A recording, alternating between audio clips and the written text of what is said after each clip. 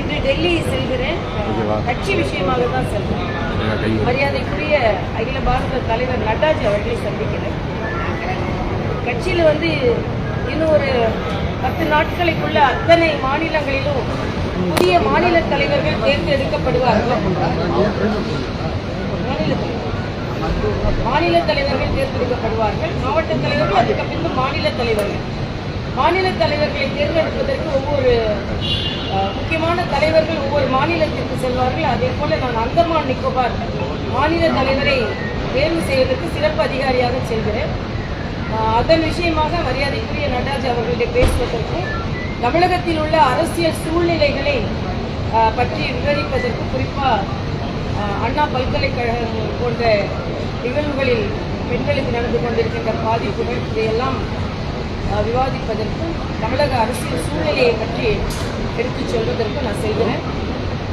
தமிழகத்தில் நேற்றைய தினம் மரியாதைக்குரிய முதலமைச்சர் அவர்கள் ஏதோ பெண்கள் எல்லாரும் தமிழகத்தில் எல்லாரும் மகிழ்ச்சியா இருக்கிற மாதிரியும் பெண்கள் முன்னேற்றத்துக்கு முழு பொறுப்பு இவர்களே போல என்பதை பற்றி பேசி வருகிறார்கள்.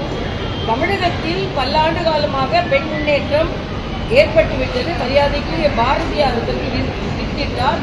மரியாதைக்குரிய காமராஜர் அவர்கள் அதற்கு கல்வி கண் கொடுத்தார்கள்.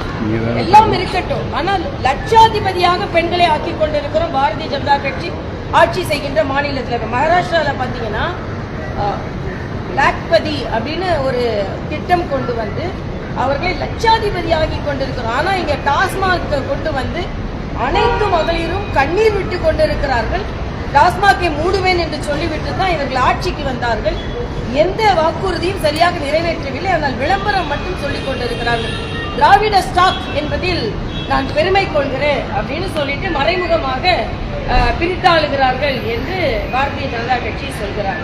ஆனால் பெண்கள் இவர்கள் வீட்டுக்குள்ளே இருக்கணும்னு நினைக்கிறாங்க அப்படின்னு நினைக்கிறாங்க. இந்த ஆட்சியில தான், பாரதிய ஜனதா கட்சி ஆட்சியில தான் ராணுவ அமைச்சர், நிதி அமைச்சர், வெளியுறவுத்துறை அமைச்சர் எல்லாமே பெண்கள். ஏன் மாநில தலைவரா நான் பெண், அவங்க கட்சியில் ஒரு மாநில தலைவரா பெண்ணுக்கு வச்சிருக்காங்களா? ஆக இந்த மாதிரி பேசிக்கொண்டே இருப்பதில் பல நிலை. மரியாதைக்குரிய அண்ணன் ஸ்டாலின் அவர்கள் மக்கள் நன்றாக என்று புரிந்து வைத்திருக்கிறார்கள். தமிழகத்தில் பெண்களுக்கு பாதுகாப்பில்லை. கீதா ஜீவன் போன்றவர்களும் திருப்பி சொல்றாங்க. ஆனா நீங்க பாத்தீங்கன்னா நீதிமன்றம் தலையிட வேண்டி இருக்கிறது. இதற்கு முன்னால் ஒரு வழக்கிலும், அண்ணா நகர் வழக்கிலும் அப்படிதான்.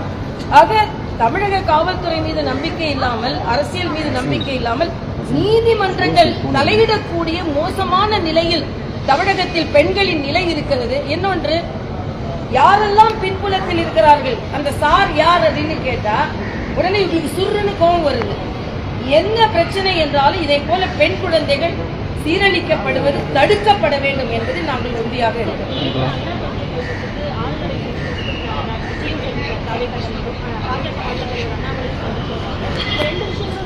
அது மட்டும் இல்லாமல் தொடர்ந்து அண்ணாமலை விவகாரம் தொடர்பாக பல முன்னெடுப்புகள் செஞ்சுருக்காங்க. நாவிகா சார்பாக கடிதம் கொடுக்கும்போது அரசு பண்ணுறாங்க. பாஜக மாநில தலைவர் ஒரு முன்னெடுப்பு இருக்கும்போது அவரை விமர்சிக்கிறாங்க. இந்த விஷயங்கள் எல்லாம் எப்படி பார்க்கணும்? இல்ல, அதாவது தமிழகத்துல ஒரு மிகவும் கவலை அளிக்கக்கூடிய ஒன்று என்ன என்றால், திராவிட முன்னேற்ற கழகத்தின் கூட்டணி கட்சிகள் பெண் குழந்தைகள் கல்வி கற்கும் இடங்களில் பாதிக்கப்பட்டிருக்கிறார்கள். அதை பற்றி தீவிரமாக எந்த கருத்தும் சொல்லல. அண்ணன் திருமாவளவன் இன்னைக்கு அமித்ஷா, மரியாதைக்குரிய அமித்ஷா அவர்களை எதிர்த்து போராட்டம் செய்து கொண்டிருக்கிறார். அது அன்னைக்கே முடிஞ்சு போச்சு கதை. ஆனா இன்னைக்கு நீங்க பாத்தீங்கன்னா மரியாதைக்குரிய அம்பேத்கர் அவர்களுக்கு எவ்வளவு பெருமை சேர்த்திருக்கிறோம், காங்கிரஸ் எவ்வளவு சிறுமைப்படுத்தியது என்பதை மறுபடியும் சொல்லிக் கொண்டிருக்கிறோம். ஆனா இன்று பெண் குழந்தைகள் பாதிப்படைவதை பற்றி கொஞ்சம் கூட கவலைப்படாமல் கூட்டணி கட்சிகள் அவர்களுக்கு ஓட்டு மட்டும்தான் வேணும் அப்படின்ற ஒரு சூழ்நிலையில அவர்கள் போய்கொண்டிருக்கிறார்கள். அது மாதிரி அண்ணன் செல்வ பெருந்தகையை நான் கண்டிக்கிறேன். மரியாதைக்குரிய மோடி அவர்கள் ஆழ் மனதில் இருந்து தமிழ் மீது அன்பு கொண்டவர்கள். அதை அவரோடு பணியாற்றுகின்ற, அவர் கீழ் பணியாற்றுகின்ற எங்கள் எல்லாருக்குமே தெரியும். ஆனா தமிழை பற்றி சொன்னால் கூட அது நாடகம் என்று சொல்லும் அளவிற்கு தரம் தாழ்ந்து போய்விட்டீர்களே என்பதுதான் கவலை. அதே மாதிரி என்ன கீரல் விழுந்த ரெக்கார்டு மாதிரி அண்ணன் ஸ்டாலின், மத்திய அரசு இப்ப இன்னைக்கு தங்கம் தென்னரசு போய் நிதி அமைச்சரை பாக்குறாங்க, நன்றி சொல்றாங்க. மற்ற அமைச்சர்களும் மத்திய அமைச்சர்களை போய் பார்க்கிறார்கள். ஆனா ஒத்துழைப்பு தரவில்லை, தூக்கத்துல இருந்தா கூட அப்படியே சொல்லிக்கொண்டே இருக்கிறாங்க. அதாவது நிதி, அது இந்த மெட்ரோ ரயில் திட்டமாக இருக்கட்டும். நான் கேட்கிறேன், என்ன திட்டத்திற்கு நிதி கொடுத்தார்களோ அந்த திட்டத்தை சரியாக பயன்படுத்தவில்லை.